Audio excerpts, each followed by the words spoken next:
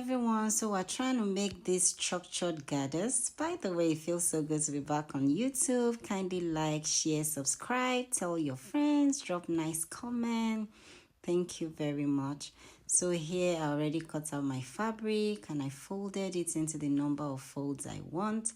I used 11 inches from top to bottom for my fabric, and I used 3 inches for my pattern from top to where the curve is.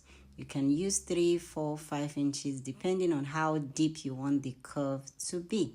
One thing to note is make sure you use a thick fabric.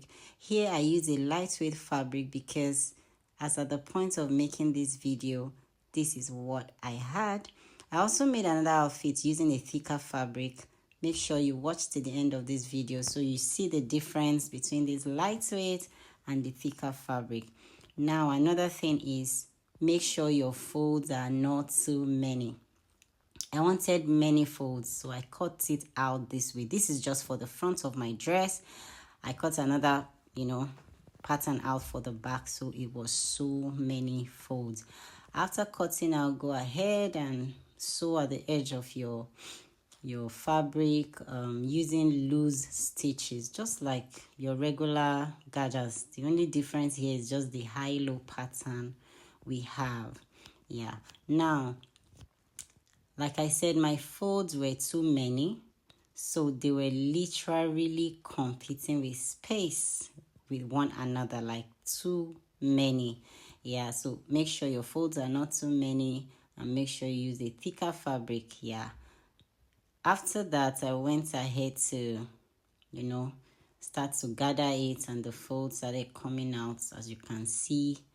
And take your time, make sure the folds are equal, especially the gathering and all of that.